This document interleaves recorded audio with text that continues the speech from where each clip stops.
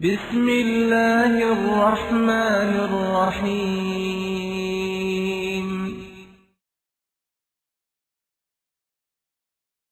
السلام عليكم ورحمة الله وبركاته.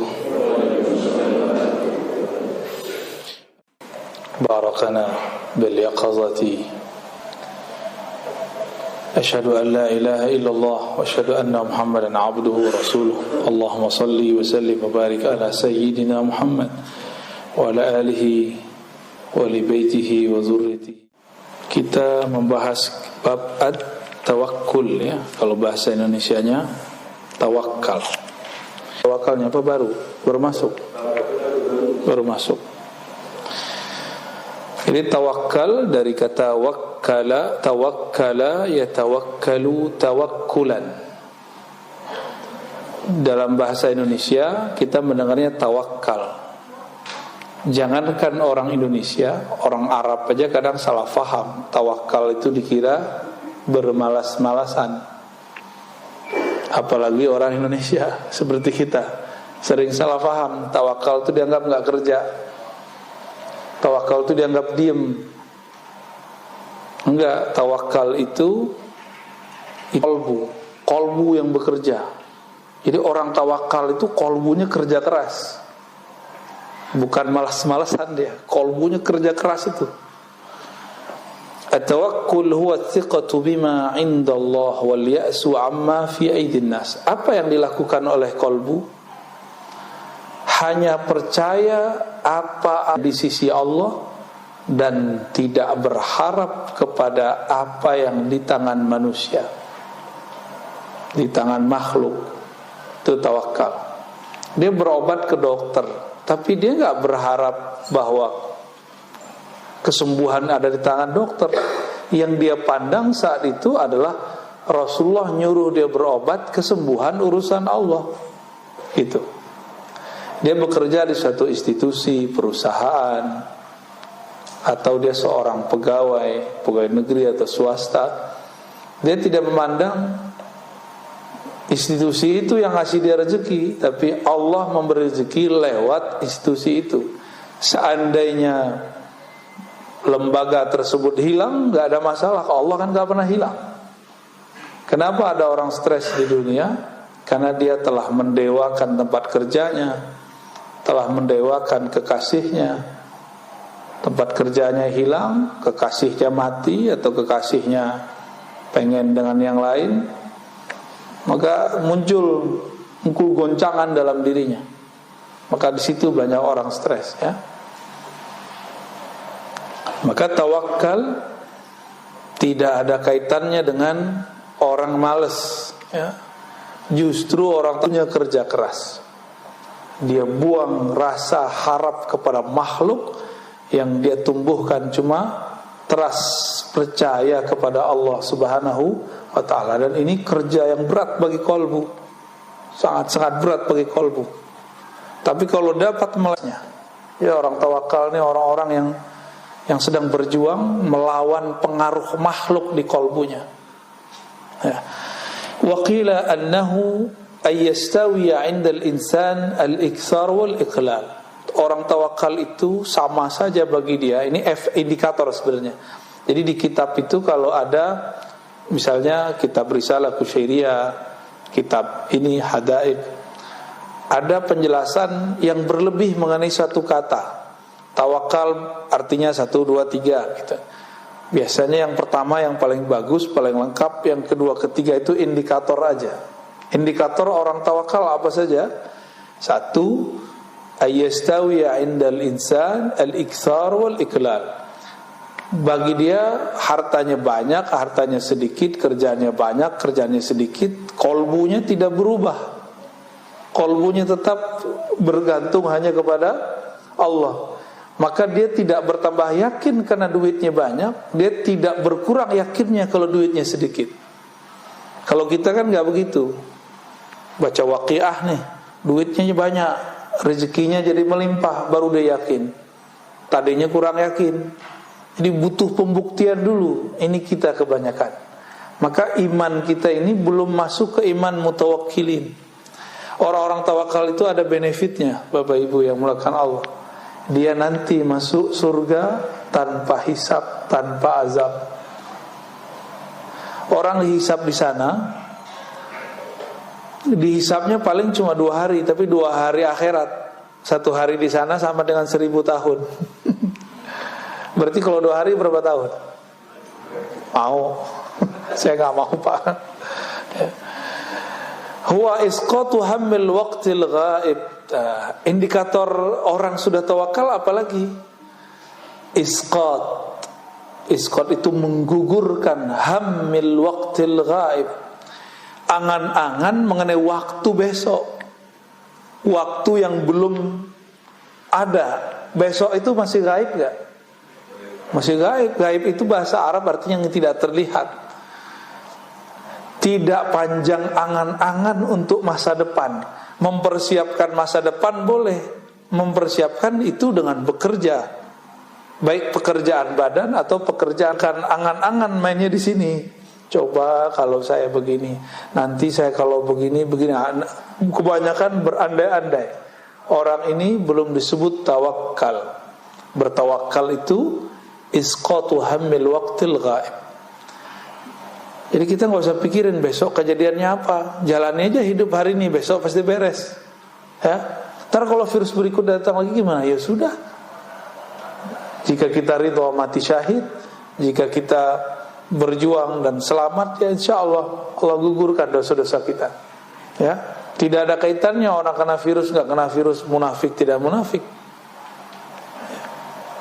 Kawan saya orang paling soleh kena COVID juga, Pak, mati lagi. Apakah dia munafik? Menurut saya yang munafik. Ya, dia meninggal. Padahal orangnya soleh, nggak pernah bohong menurut kita. Ya. Jadi nggak usah dikait-kait gitu. Suka-suka Allah lah. Ya.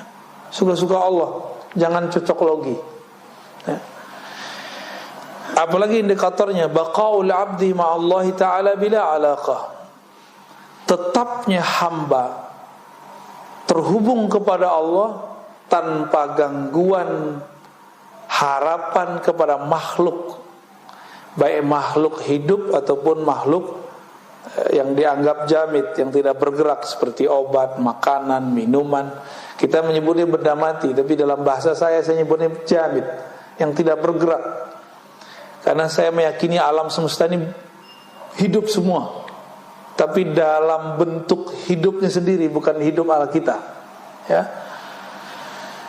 Wa tafsirul alaqa ma dzakarahu Yahya ibn Mu'adz ya fi qawlihi labs as-sufi hanud wal kalam fi zuhdi hirfa. Ini enggak usah dibaca. Indikator berikut at-tawakkul tamamul yaqin billah. Orang yang disebut tawakal itu orang yang yakinnya sempurna kepada Allah. Yakin enggak hari ini Allah jamin rezeki? Bukan berarti kita enggak mau kerja. Kebetulan memang hari libur, benar? Ya. Besok yakin enggak Allah jamin rezeki? Ya kita kerja. Kerja yang bisa kita buat. Kerja itu jangan kemudian versi kebanyakan orang. Ya.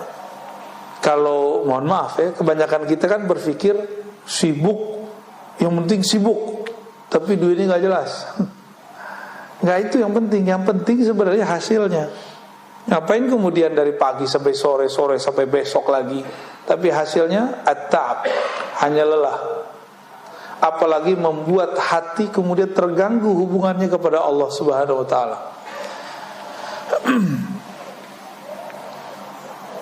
Yakin itu cara menumbuhkannya gimana? Kan banyak orang nanya, gimana cara numbuhin yakin? Mudah, husnuzan billah, berbaik sangkalah kepada Allah. Jadi kalau ada orang nanya lagi, gimana cara yakin? Caranya bukan dengan ceramah, caranya bukan dengan baca Quran, caranya bukan dengan zikir, bukan. Caranya menumbuhkan husnuzan dalam qalbu. Maka zikir husnuzan itu berat, Pak, nembusnya. Jadi saya diajarkan guru-guru saya zikir nyebut nama Allah, tapi tumbuhkan rasa harap dan rasa berbaik sangka kepada Allah. Itu yang disebut husnuzan. Jadi husnuzon itu enggak hanya ke makhluk, tapi juga kepada Khalik, ya. Wasiqatu bima wa'ada minar rizq, terhadap jaminan rezeki. Waridha bima jara bihi qada'uhu wa qadruhu. Fa idza tamma al-yaqin billah summiya tawakkulan. Lalu ridha terhadap ketentuannya. Bapak percaya kepada Allah, ibu percaya kepada Allah. Oke, udah ridha belum? Allah berkuasa enggak sekarang? Sebelum pandemi, saat pandemi, sekarang ini, pandemi itu Allah yang buat gak? Yang ciptain gak? Allah juga yang ciptain. Semuanya Allah yang buat. Kita izin gak pandemi ini? Izin. Terus ridho gak? Ridho gak, Pak? Ya, kayaknya susah ya. Karena kurang ridho, kuranglah yakin. Maka orang-orang yang yakin itu hidupnya penuh dengan keridhaan, kerelaan, lapang dadanya. Ya, fa idza tammal yaqin billah summiya tawakkulan. Kalau yakinnya sudah lengkap, pertama husnuzon, yang kedua percaya dengan janji jaminan Allah, yang ketiga ridha dengan ketentuan Allah. Udah tiga itu. Orang ini baru disebut bertawakal. Tawakkala yatawakkalu, menyerahkan urusan kepada Allah. Saya nih misalnya seorang direktur misal, saya nggak bisa datang, saya lagi mau umroh, saya serahkan kepada mungkin GM-nya, pakai surat misalnya, saya percayakan kepada dia. Kalau sudah dipercayakan, kita nggak ngerecokin lagi. Nah, ini nestapa anak-anak orang kaya, anak-anak pengusaha. Anaknya masih dianggap anak kecil padahal udah gede. Akhirnya ketika anaknya berusaha, direcokin terus sama bapaknya. Oh enggak begini diatur. Tapi dengan ala tahun waktu dia masih muda, padahal zaman sudah berubah.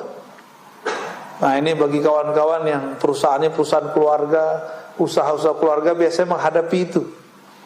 Kita mau nyerahin ke anak, mewarisi kepada anak, tapi kita nggak benar-benar mempercayakan kepada dia, gitu. Maka orang-orang ini belum disebut menyerahkan. Maka tawakul itu artinya penyerahan total kepada Allah secara ruhiyah, secara ruhiyah. Adapun secara zahir, secara penampakan lahiriah, dia tetap terlihat berusaha, tetap terlihat berobat kalau sakit, dan lain sebagainya.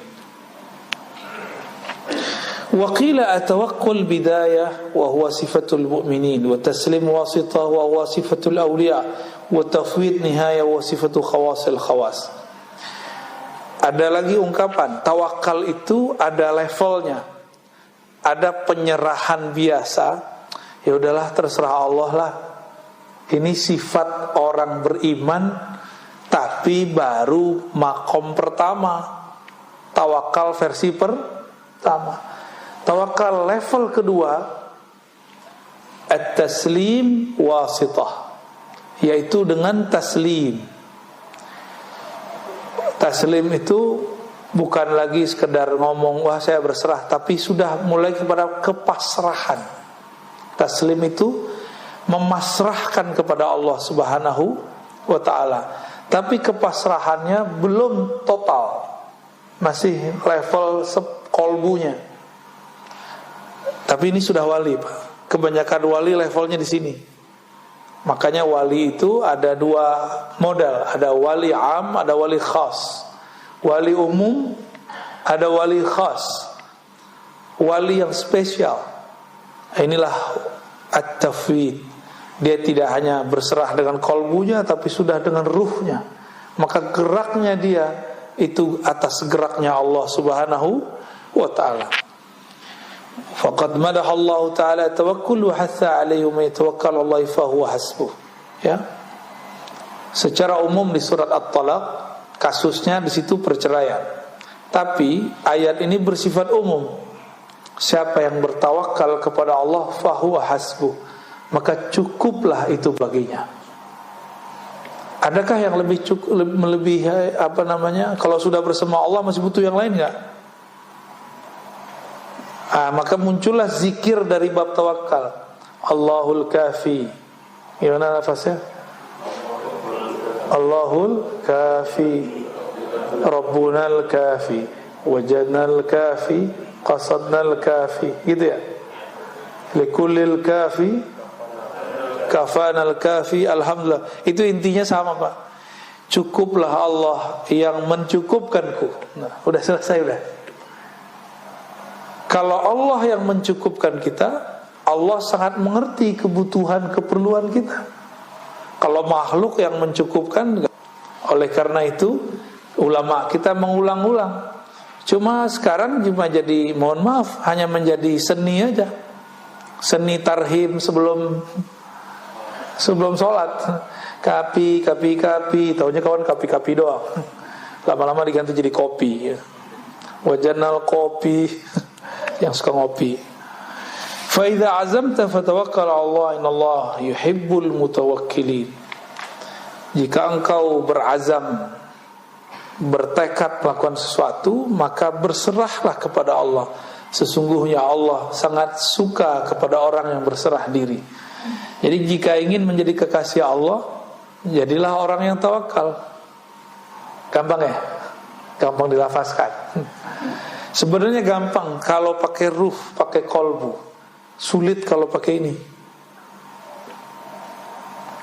Jadi kenapa banyak orang bilang ikhlas itu sulit karena pakai ini, ridho itu sulit karena pakai ini. Cobalah sesekali berfikirnya tidak hanya dengan otak, berfikirnya harus dengan kolbu. Lebih mudah. Berfikir dengan kolbu itu kecepatannya luar biasa. Apalagi dengan ruh, dengan ruhani, itu lebih cepat lagi. Wa qala an-nabiy sallallahu alaihi wasallam at-tawakkul nisful ibadah wa du'a nisfuha. Ya. Hadis ini tidak sahih, saya enggak usah terjemahkan. Kita baca yang hasan, ya, yang sahih yang ini. Lau tawakkaltum 'ala Allah taala haqqa tawakkulihi. Seandainya kamu bertawakal, berserah diri, pasrah kepada Allah, saya garis bawahi, di dalam qalbumu, bukan berarti dia malas-malasan. La razaqakum kama turzaqut tayru taghdu khimasan wa taruhu bitanan. Seandainya kamu berserah diri kepada Allah di dalam hatimu, haqqa tawakkuli, dengan tawakal yang sebenar-benarnya, la razaqakum, dia akan memberimu rezeki seperti burung diberi rezeki tanpa perlu bekerja di suatu perusahaan, satu lembaga. Berangkat perutnya kosong, khimasan, pulang perutnya kenyang. Itu burung mikirin gak besok pagi makan apa? Enggak, dia gak mikirin. Jadi kita ini tawakalnya kalah sama burung. Kita udah mikirin besok makan apa ya, besok makan apa ya. Ya itulah manusia ya. Wa qala Luqman li ibnihi, ya bunay, inna ad-dunya bahrun 'amiq qad ghariqa fihi katsirun minan nas. Wahai ananda, kata Luqman, wahai anakku, dunia itu seperti lautan yang dalam, yang mana banyak manusia yang sudah tenggelam dalam dunia bekerja, benar, tenggelam dalam dunia rumah tangga, urus anak, khidmat kepada suami mencarikan nafkah. Itu yang disebut bahrun amik. Faltakun safinatuka fiha taqwallah, maka jadikanlah kapalmu, yaitu kendaraanmu, takwa kepada Allah. Wa syira'uha tawakkul 'ala Allah, lalu perjalanannya penuh dengan tawakal kepada Allah. La'allaka tanju wa ma azunnuka najian, semoga kamu sukses walaupun itu sulit, kata beliau ya. Wa ma azunnuka najian. Wa alam anna tawakkul ala qismain. Nah, tadi kita sudah bagi tawakal tadi ada 3, kalau di sini dibagi menjadi 2. Ada tawakal orang awam. Awam ini umum, kebanyakan orang beriman ini. Tafidu amr rizqi ila Allah, hanya berkaitan dengan penyerahan rezeki kepada Allah. Jadi orang awam itu kalau ngomong tawakal babnya rezeki mulu, duit mulu. Kita banget ya. Bener. Kapan hidup ini gak mikirin duit? Baru naik makomnya dari makom awam ke makom khawas. Itu sama aja, mau ustadz gak ustadz sama. Serius. Jadi kalau si ustadznya gak belajar kerohanian, gak berlatih rohaninya, itu mahabbah fulusiyahnya tinggi sekali. Tahu mahabbah fulusiyah Pak? Cinta duitnya, Masya Allah ya. Ada yang naik dikit, cinta viral. Connect kan antum tuh.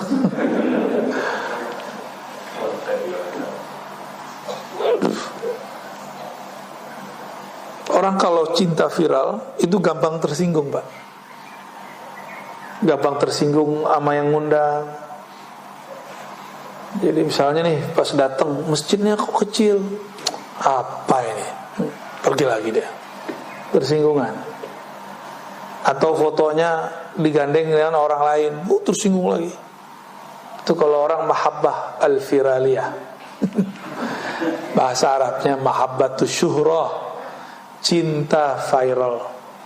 Dan itu penyakit yang muncul di kalangan ahli-ahli dakwah karena dia belum membenamkan egonya sebelum berdakwah.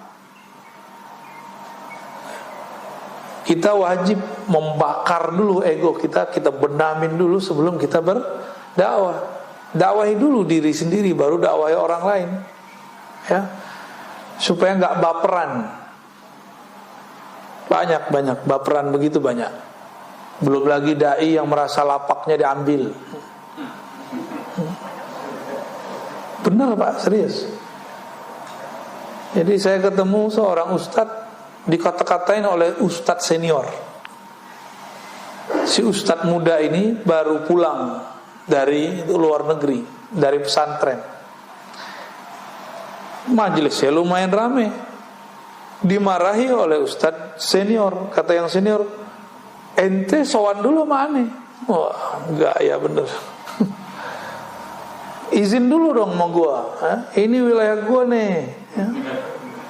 Kayak preman aja ya. Preman ustadz. Mau buka-buka majelis aja. Lapor dulu sama kita. Masya Allah. Itu bukan 1-2 tempat Pak. Banyak sekali. Tuh preman jadi ustadz begitu ya. Masih mending. Nah, ada lagi level lain. Bapak ini jurusan hukum fikih. Terus datanglah seseorang masih muda. Dia juga bisa berbicara hukum, tapi jurusannya bukan jurusan hukum. Ternyata dia cuma tamatan pesantren. Kata orang yang jurusan hukum ini, kamu jangan ambil materi saya dong. Itu kan materi saya yang kuliahnya hukum, kamu kan bukan. Saya aja ngajar, kamu gak usah. Wah itu udah banyak Pak ya. Jangan ambil dong bagian saya gitu. Nah ini akibat tidak membenamkan egonya sebelum dakwah. Maka dalam kitab Ibnu Athaillah disebutkan udfun wujudaka fi ardil khumul. Benamkan dulu wujud sombong di ardil khumul, di tanah ketawaduan, itu maksudnya. Khumul itu nggak kelihatan sama orang, mastur, sehingga nanti sama aja rasanya, mau terkenal nggak terkenal sama, mau viral nggak viral sama. Karena dia kemudian bukan menjadi hamba syuhrah, hamba kemasyhuran. Dia bukan jadi hamba yang juga pengen sembunyi-sembunyi, enggak. Bagi dia sembunyi tidak sembunyi sama. Allahnya sama kan? Allah Tuhannya orang yang sembunyi dengan orang yang enggak sembunyi sama enggak? Maka wali itu enggak mesti diam-diam. Wali itu ada yang terkenal, cuma enggak banyak. Karena banyak orang pengen terkenal jadi wali, dia bukan wali. Wali murid sih iya. Nah, ini catatan saya terhadap diri saya sendiri dan dunia dakwah.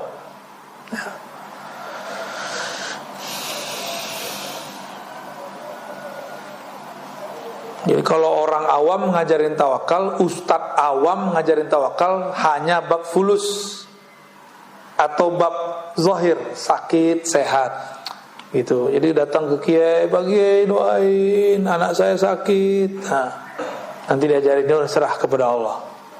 Jadi tawakalnya baru di level yang materi, yang zahir, yang tampak. "Pak Kiai doain dong, saya masih jomblo." Kata si jomblo, ini jomblo ini ya, doalah Kiai ya. Begitulah terus, nggak naik-naik pangkat, nggak naik-naik pangkat. Tawakalnya masih urusan rezeki zahir. Adapun tawakalnya khawas, dia leburkan kehendaknya dalam kehendak Allah, egonya dalam wujud Allah. Itu yang disebut tawakal wali. Tawakalnya wali-wali Allah. Maka wali Allah itu tidak ada wali Allah yang hakiki ya, yang doa, "Ya Allah angkatlah pandemi," gak ada. Antum coba cari walinya, kalau dia ngerti ma'rifatullah, mengenal Allah, Allah memang sekarang lagi menginginkan ini kok. Emang Allah sedang menginginkannya, tinggal kita ridho atau tidak. Tapi urusan adab udah masuk ke bab adab ya. Tafwidul amri ila Allah fi kulli syai' hatta yabqa al-'abdu tahta ahkamil qada wal qadar. Si hamba lebur kudratnya, kekuatannya, iradahnya, kehendaknya dalam kudrah iradah Allah, dengan ilham dari Allah Subhanahu wa ta'ala. Orang ini enggak banyak wirid. Wirid itu untuk pemula. Tirakat itu bagi pemula, Pak. Kalau wali-wali Allah, dia sudah melewati masa-masa itu. Yang diperlukan bukan lagi wiridan zahir, tapi wiridan qalbu. Dan ini amal yang lebih mulia. Jadi taatnya zahir belum tentu membuat seseorang jadi wali Allah. Siapa tahu ria. Tapi kalau taatnya qalbu, pasti langsung kepada Allah Subhanahu wa ta'ala. Jadi saya berharap mulailah kita mengarah ke sana. Kitab ini saya bawa ke sini, ini kan untuk itu, Pak. Kitab-kitab begini bukan di pesantren aja, gak banyak yang ngaji ini. Ini hanya di majelis-majelis para masyayikh, para kiai-kiai ulama besar. Sekarang kita bawa ke majelis umum. Kenapa? Karena sekarang virus-virus kolbu itu banyak sekali. Kalau kita gak bawa kitab ini keluar, kapan lagi nih umat bisa menikmati kitab-kitab seperti ini? Kalau nggak, nanti ulama-ulama aja yang menikmati ya. Alhamdulillah. Berarti bahasa saya nggak ketinggian gitu. Saya nggak mau bahasanya ketinggian. Atau memang Allah nggak izin saya berbicara. Ciri-ciri Allah tidak izinkan seseorang dai berbicara ketika kalamnya tidak dapat dipahami makhluk. Makanya saya tanya, bisa dipahami Pak? Ini jangan menghibur saya loh Pak. Ntar bikin antum senang gitu. Enggak, saya nggak mau begitu. Orang-orang yang wali khawas itu kesannya, nah di sini banyak orang tertipu secara kasat mata. Adimul harakati wal ikhtiyar. Seakan-akan nggak ada lagi gerak, tidak ada lagi pilihan. Tadi kita sudah sebutkan, dia hanya bergerak kalau diilhamkan Allah. Dia hanya memilih jika dipilihkan Allah. Inilah maqam Sayyidina Abu Bakar ketika ditanya, apa yang kau pilih? Apa yang kau mau wahai Abu Bakar? Apa jawaban beliau? Aku memilih untuk tidak memilih lagi. Allah lah yang memilihkan bagiku. Aku berkehendak agar kehendakku habis dalam kehendak Allah. Ya. Masih pantas nggak kita berkehendak sedangkan Allah mau sesuatu? Allah maunya pandemi, kita maunya pandemi diangkat, kan nggak sopan Pak. Ini bab kolbu ya. Tega banget Allah, bukan tega. Ini memang sunatullahnya sudah. Kan dunia ini memang tempat, kalau nggak virusnya pandemi, virus apa gitu, pasti selalu ada.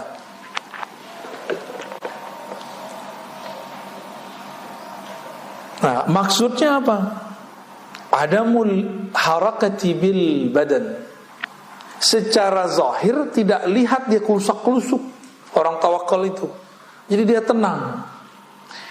Wa adamul ikhtiyar bil qalb, dan tidak memilih itu di kolbunya. Jadi ada dua hal ya, gerak pada badan, pilihan pada kolbu.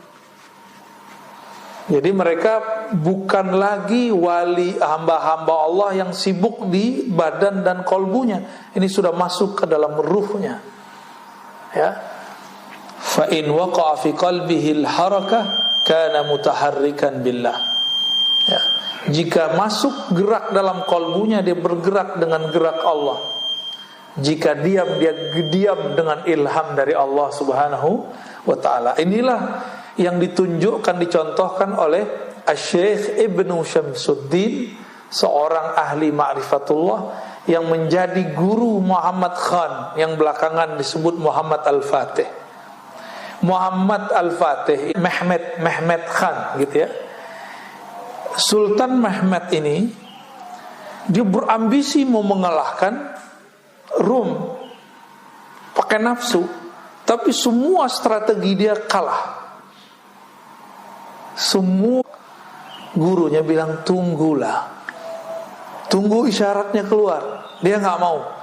Gua mau sekarang. Yang sultan kan saya, kamu bukan sultan. Tapi karena beliau dapat isyarat, gurunya ini tetap bermunajat, mencari tempat di mana dia akan munajat. Dapat isyarat lah atau ilham dari Allah. Apa ilhamnya?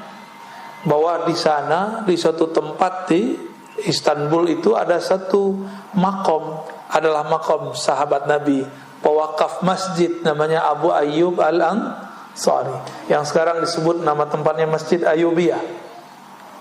Masjid Ayyubiyah. Yang pernah ke sana paham kali maksud saya ya. Jadi Ibnu Syamsuddin, seorang mursyid, dia bilang tunggu, saya nunggu ilham. Biar gerak kita digerakkan Allah, bukan kita lagi yang bergerak dengan ego, tapi Allah lah yang menggerakkannya.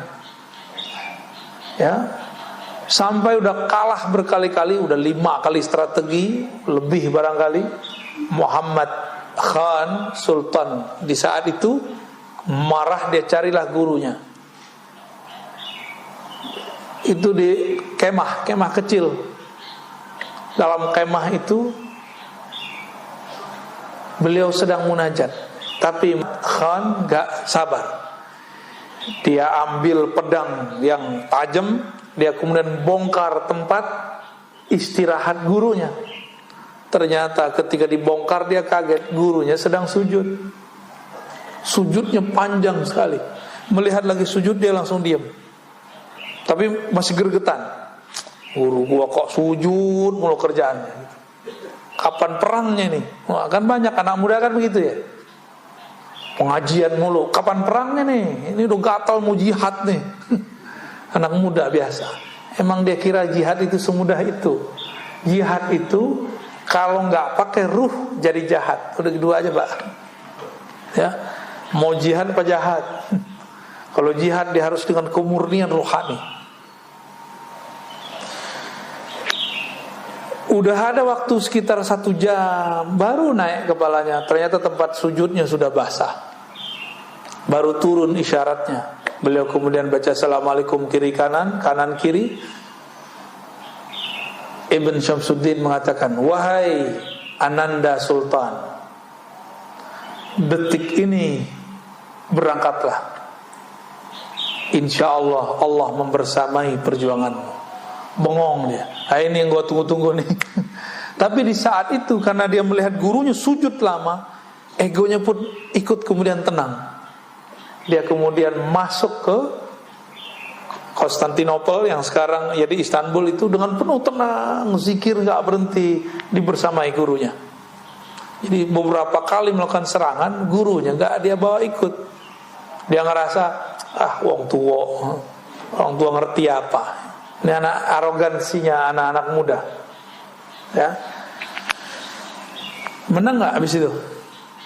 Menang. Maka beliau dapat gelar Al-Fatih, penakluk Konstantinopel. Ya. Jadi senjata paling hebat itu adalah tawakul, bertawakal. Karena di situ ada strategi ilahiyah. Allah lah yang buat strategi. Nah, inilah yang terjadi sekarang pada ulama-ulama kita dalam menghadapi pandemi. Ulama wali, Pak, ya. Ulama itu terbagi dua. Ulama dunia, ulama akhirat. Orang salah faham ulama dunia yang kere-kere gitu, enggak ada kaitannya. Nabi Sulaiman kaya tuh, Nabiullah, Nabi akhirat itu. Ini urusannya ruh. Ulama dunia yang di kolbunya ada dunia. Boleh di tangannya ada dunia, di rumahnya ada dunia, tapi jangan pernah masuk ke dalam kolbunya. Itu yang penting. Orang miskin bisa lebih cinta dunia daripada orang kaya. Coba aja cek. Bapak tadi ingatnya apa? Ingat Allah apa ingat mau makan sarapan pagi? Ingat sarapan pagi. Udah lapar, nggak ingat Allah. Sholat lagi. Kayak gitu mau masuk surga pakai sholat. Saya nggak yakin antum masuk surga pakai sholat ya. Sholatnya sembari membayangkan selain Allah. Jadi kita ini pencitraan depan Allah, tapi Allah nggak melihat pencitraan zahir, Allah melihat batinnya. Ya. Ulama akhirat itu ulama yang kenal Allah. Jadi wali-wali Allah itu walaupun zahirnya nggak bisa baca kitab beginian, dia bisa baca kitab kolbu. Ulama akhirat itu boleh kaya, boleh miskin, nggak ada urusan. Yang penting kolbunya sama Allah, kolbunya bersama Allah.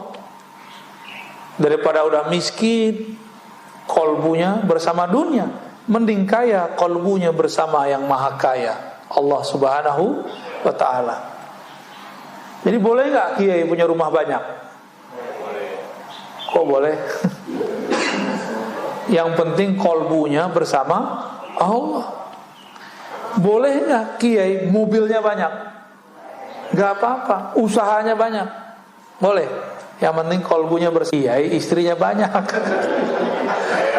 Ya boleh, yang penting kolbunya bersama Allah. Maaf ibu ya. Itu jangan diteruskan Pak ya, nanti bisa perang di rumah ntar.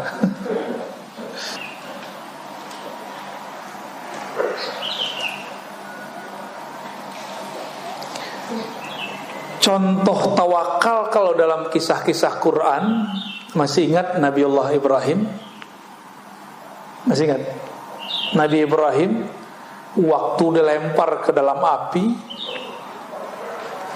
siapa yang datang? Malaikat datang. Yang datang bukan malaikat biasa, yang datang pemimpin malaikat luar biasa, Sayyidina Jibril. Beliau menawarkan bantuan. Itu kalau Sayyidina Jibril ngeluarin sayapnya satu, Raja Namrud mau negerinya hancur semua, cukup dia gini nih. Karena sayap dia itu luar biasa sekali. Tapi Sayyidina Ibrahim gak mau, karena itu melanggar kode etik nubuat. Jadi nabi-nabi itu walaupun doanya mustajab, dia gak boleh mengeluarkannya di dunia. Kata Rasulullah SAW, Inni khaba'tu, aku menyembunyikan doa-doa mustajabku. Gak boleh sembarangan pakai. Untuk apa? Beliau sembunyikan untuk nanti, sekarang akhir zaman dan nanti di padang mahsyar. Coba kalau Nabi Muhammad pakai hak beliau seperti Nabi Nuh. Nabi Nuh dapat hak memberi syafaat gak?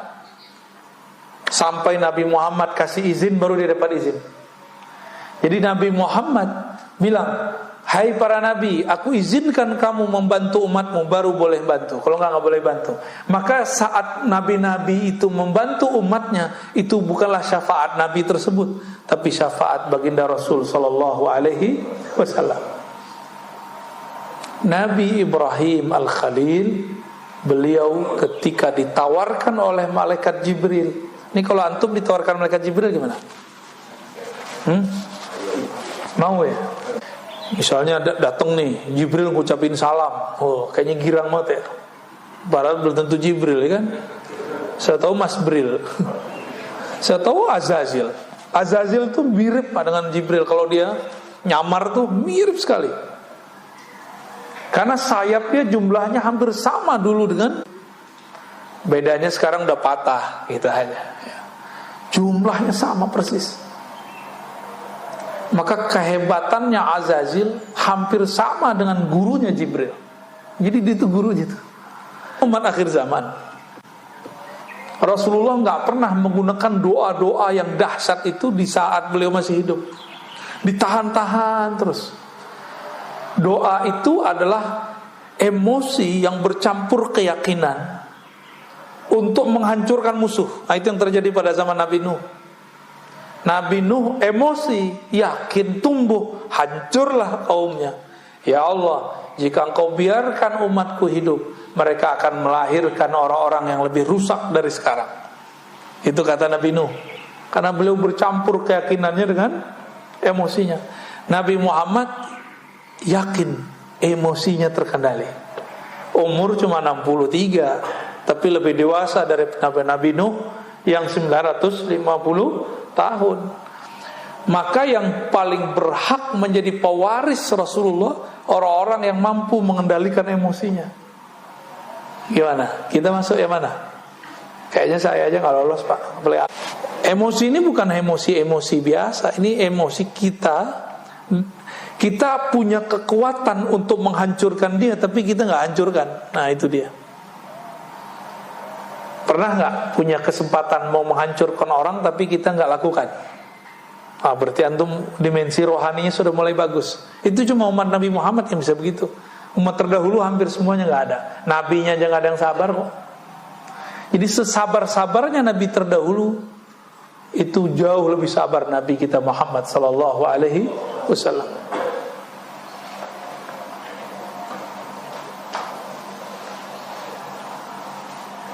Maka wirid-wirid, zikir-zikir yang ngundang-undang khadam itu nggak menumbuhkan tawakal, apalagi antum pakai rajah, pakai jimat. Meskipun pakai jimat itu ada dalilnya yang membolehkan. Tapi kalau meskipun ulama ini membolehkan, saya mensyaratkan satu, harus bab tawakul. Kalau nggak usah pakai jimat. Ya. Kenapa? Karena nanti justru mendewakan si jimat, syirik khafi yang muncul di kolbu. Nah ini yang berbahaya. Untuk penulis jimat itu ada ilmunya Pak. Kita tahunya kan sok-sok ahli tauhid, anti jimat. Tapi giliran minum obat berharap kesembuhan dari obat, nah, itu lebih parah daripada pakai jimat. Ya, makan meyakini nasilah yang mengenyangkan, itu lebih parah dari pakai jimat. Masih begitu nggak? Ya, itu jimat perut namanya. Ya, banyak orang sok-sok ahli tauhid, kalau ketemu jimat dibakar-bakarin. Tapi ya salam, dia kalau makan dia bergantung kepada nasi, bukan kepada Allah yang menciptakannya.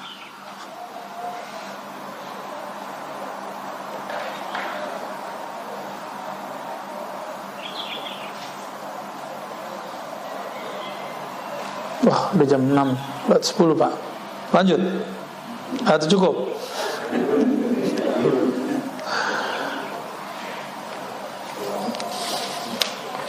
Jadi beda tawakal orang awam dengan wali. Orang awam tawakalnya urusan pulus, rezeki, jodoh. Begitulah terus. Hidup ini muter bolak-balik. Yang ada dalam hatinya cuma masalah rezeki, jodoh, apalagi tadi? Ya. Pasangan, sehat tidak sehat, beli rumah tidak beli rumah. Jadi kalau cerita tawakal yang diceritain masalah keajaiban duit. Saya ini gak punya kerjaan, terus sholat duha 12 rakaat, tiba-tiba siangnya ada yang nganterin duit. Itulah testimoninya terus, ya. Saya di dalam dompet cuma ada duit 20.000, celengan lewat, saya kasih aja, ya. Hati berkecamuk, sorenya dapat duit 2 juta. Jadi testimoni tawakal orang awam itu selalu masalah duit. Mau naik pangkat gak? Jangan lagi masalah itu, tapi sudah masuk kepada meleburkan kehendak kita dalam kehendak Allah. Artinya kita gak berkehendak kecuali emang Allah ridho gitu. Karena kita gak semuanya wali Allah, putuskanlah semua urusan dengan sholat. Jadi sholat 2 rakaat, minta izin ya Allah. Apakah ini kecenderungan, Pak? Nah, orang ini sudah mulai masuk gerbang tawakal. Itu maksud Nabi, idza hamma ahadukum, kalau kamu punya hajat, punya kehendak, maka baguskan wudu'mu, falyusolli rakaatain, sholat 2 rakaat, lalu doa minta jodoh itu, atau doa minta suatu masalah diselesaikan. Itu orang sudah masuk gerbang tawakal awal. Dia mengatakan, ya Allah, jika kerjaan ini baik maka mudahkan, jika tidak tolong jauhkan. Kalau itu gampang, Pak. Yang paling susah itu ini, masalah jodoh. Jodohnya dia udah senang duluan, terus ngomong, ya Allah, jika dia baik percepat ya Allah. Nah, kalau itu gampang tuh. Jika dia kurang baik, nah itu kayaknya susah membacanya. Benar gak? Jika dia kurang baik ya Allah, tolong jauhkan. Itu kayaknya susah dilafazkan. Padahal kalau antum sanggup melafazkannya dari kolbu, itu sudah masuk ke gerbang tawakal pertama. Ya. Jadi kita ini senang sama orang bukan lagi dengan nafsu, tapi sudah dengan ruhani. Nah, itu yang kemudian menjadi PR kita bersama, ya.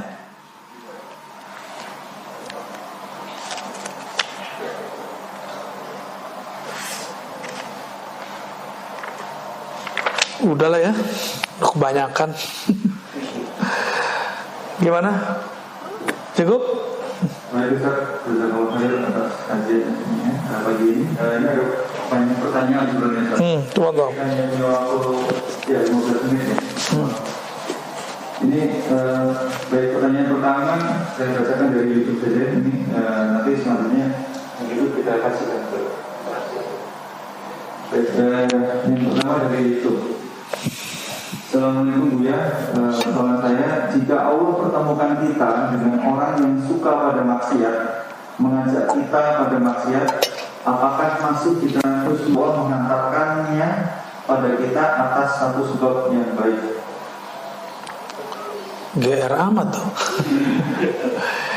Ya, itu kesempatan, ya. Kesempatan, bukan kesempatan maksiat, Pak. Kesempatan ngetes diri, tergoda nggak? Yang kedua, bisa bawa dia nggak? Gitu. Jadi dai itu nggak mesti duduk begini. Dai yang hebat itu dai yang tadi temennya maksiat, sekarang jadi nggak maksiat. Itu dai beneran. Saya ini muallim namanya. Kebetulan konteksnya dakwah. Kalau muallim sebenarnya kan bapak yang datang ke saya. Ya gengsi, Pak. Tapi karena konteksnya dakwah, saya datang ke sini. Namun kita ramu dalam bentuk taklim. Supaya apa? Supaya ngomongnya terarah dan terukur, ada kurikulumnya, yaitu kitab ini sendiri. Kalau enggak nanti saya ngomong yang dulu ya, saya ngomongnya diulang lagi sekarang. Ya. Pernah enggak ikut pengajian begitu? Ikut ustadznya udah sehari 3 tempat omongannya sama. Wah, itu pengalaman saya waktu kecil, Pak. Waktu kita masih remaja, kita lagi seneng-seneng hijrah tuh. Kemana aja pergi, itu kita ikutin si dai, si ustadz, si kiai. Tapi kok omongannya sama aja. Lama-lama saya mikir jenuh. Itu si kiai ilmunya nggak di-upgrade ya. Tahun besok sama, tahun besok lagi sama. Tapi dia kalau ngomong sama saya, utlubul ilma, tuntutlah ilmu, walau bisin, walau ke Cina. Dia nggak tahu kalau kita ini bakal ada masalah sama Cina ya. Saya kasih tahu, ya itu hadis menurut ahli hadis dhaif. Serius? Kamu suul adab sama saya? Itu hadis saya itu. Jadi kalau kita nggak nyampein begitu disebut suul adab. Dia nyuruh kita belajar, tapi dia dari kecil, dari dulu sampai sekarang tidak pernah mempelajari kembali dalil dia ini benar apa enggak. Nyuruh orang ngaji, tapi dianya nggak berani ngaji lagi. Nah itulah gawatnya kalau ustadz terlalu pinter, nggak mau ngajar pakai kitab. Jadi kalau ngajar itu pakai kitab aja pak. Ya, saran saya kalau ada ustadz usulkan ngaji kitab. Nanti dia akan terarah, dia nggak perlu persiapan aneh-aneh. Nggak perlu kemudian mikir. Ya, ini pengalaman saya ngajar dulu, nggak lama sih pak, 1-2 tahun paling. 1-2 tahun ngajar nggak pakai kitab. Sebelum ngajar tuh mau bahas apa ya? Ini udah kemarin, itu udah kemarin. Kehabisan stok kita. Saya tanpa buku adalah sekitar 50 materi di sini. Tanpa perlu persiapan dulu. Ya. Tapi kita kan lupa juga ini udah disampaikan belum. Akhirnya kita istikharah dapat isyarat lah, kamu kalau ngajar pakai kitab aja. Nah sekarang alhamdulillah ini kan khazanah dari Allah Subhanahu Wa Taala. Kalau kita bedah nggak ada habis-habisnya. Ini aja baru cuma berapa halaman pak. Kayaknya udah nggak kuat gitu ya. Baru berapa halaman ini? Baru ya sekitar 50 halaman. Ada berapa pak di sini halamannya semua? Ada 300-an. Kita baru 50-an. Masih panjang perjalanan kita. Ya. Jadi ilmu kiai nggak bisa baca kitab ya, berhenti aja jadi kiai ya. Apalagi kalau kiai ngomong tawakal itu susah, nggak usah jadi kiai ente, ya. Apalagi ngomong khusyuk itu sulit, berhenti jadi kiai, ya. Kenapa? Ulama itu memudahkan kerohanian, bukan menyulitkan orang. Akhirnya orang awam kemana-mana ngomong ibu itu ikhlas sulit. Khusyuk itu sulit. Benar gak? Tuh kan kantung korban semua kan. Mau lama-lama begitu? Jangan. Kapan naik rohani kita? Kapan naik rohani kita? Harus naik pak. Ini zaman sudah begini, masa kita masih ngaji versi ma'rifat tahun 90-an? Harus di-upgrade ma'rifatnya. Ya. Kira-kira begitu pak ya. Mohon maaf, ini sebenarnya saya ngata-ngatain diri saya sendiri. Dulu kan kita ngomong begitu, ikhlas sulit, khusyuk sulit. Itu saya ngomong pak, bukan ustadz yang lain. Saya ngomong ke dalam diri sendiri. Kamu kalau begitu berhenti jadi ustadz. Akhirnya kita berguru. Benar, saya berhenti jadi ustadz, saya berguru dulu. Berbulan-bulan kita latihan rohani, latihan belajar. Dan baru kasih, oh ini yang disebut tawakal, oh ini yang disebut khusyuk. Itu maksud berhenti itu. Ya, kalau jadi ustadz terus kapan dia jadi muridnya? Ya, kira-kira gitu pak ya. Jadi kalau tadi dia punya kesempatan orang maksiat, jadi maksiat itu nggak akan berefek kecuali ada kesempatan. Mampukah dia menolak? Yang kedua, mampukah dia narik kawannya? Wallahu a'lam bishawab. Ya. Apa nih? Masih ono? Pertanyaan dari jamaah yang ada tadi mas. Oke, ini sudah disortir ya. Bagaimana caranya mengajak orang-orang terdekat kita seperti istri, anak untuk tawakal kepada Allah. Ajarkan anak-anak dan istri berbaik sangka kepada Allah, husnuzon kepada Allah. Cuma itu caranya, nggak ada lagi. Husnuzon itu di sini atau di sini? Kalau hitung-hitungan ini pak, istri akan cemburu kepada suaminya kalau suaminya kirim duit untuk keluarganya. Pernah digituin nggak? Mas, kita nih butuh, kebutuhannya banyak, jangan kirim-kirim mulu. Pernah digituin nggak? Wah, itu istrinya harus ngaji tawakal ya. Yang ketawa tuh. Ya, yang lain kayaknya masih malu ngaku. Jadi tahapannya belajar berbaik sangka kepada Allah. Itu cara tawakal, nggak ada lagi. Cuma itu jalur pintas. Kalau teori-teori udah banyak. Teori, coba hari ini belajar berbaik sangka kepada Allah Subhanahu wa ta'ala. Apa kaitannya dengan ikhtiar, tawakal dan ikhlas? Wah, ini borong ya. Ikhtiar itu pilihan di dalam ini. Kolbu kita cenderung memilih apa, itu namanya ikhtiar. Jadi selama ini nyebut ikhtiar nggak ngerti maksudnya. Saya lagi ikhtiar nih, ternyata yang dimaksud ikhtiar itu usaha. Ikhtiar bahasa Arab dari kata ikhtara, yakhtaru ikhtiaran, artinya pilihan kolbu. Pilihan kolbu. Itu ikhtiar ya, yang bahasa Arab loh, bukan bahasa Indonesia. Kolbu, dia mengatakan wajjahtu wajhiya lilladzi fataras samawati wal ardh. Kolbuku aku hadapkan kepada Allah. Kalau menghadap kepada Allah, maka apa yang Allah lakukan, yang Allah pilihkan, itu yang kita pilih. Kita ini punya kolbu. Kolbu itu sebenarnya cerminnya Allah. Allah mandang ke situ, Pak. Coba lihat, kalau kita di depan cermin, tangannya gerak, di dalamnya gerak. Nah, kita ini dijadiin cermin. Sudahkah kita mengikuti cerminan kolbu itu? Jika sudah, baru disebut tawakal. Ya, jadi nggak ngelawan. Kapan gelisah muncul? Jika Allah menginginkan sesuatu, memilihkan sesuatu, lalu kita memilih yang di luar itu. Itu hubungan ikhtiar dan tawakal. Ikhlas, kalau ikhlas bab lainnya nanti ada pembahasan khusus di sini. Insya Allah. Kenapa nggak diterusin mahabbah, khusyuk gitu ya sekalian? Bagaimana caranya zikir agar masuk ke dalam kolbu? Ya harus punya mursyid, punya guru. Orang mau baca tulisan aja ada guru TK, guru SD. Kita ini kurang adil ke dalam diri. Giliran untuk membaca yang tertulis pakai guru, untuk membaca zikir yang di dalam kolbu nggak mau berguru, nggak adil. Ini ketidakadilan manusia. Ya, saya bisa sendiri, baca kitab sendiri, baca buku sendiri, gitu. Banyak yang ngomong begitu sama kita. Ya sudah, jalani aja sendiri. Akhirnya udah belajar baca kitab macam-macam.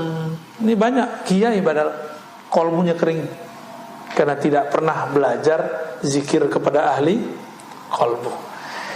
Cukup ya barangkali, udah mau 6:30.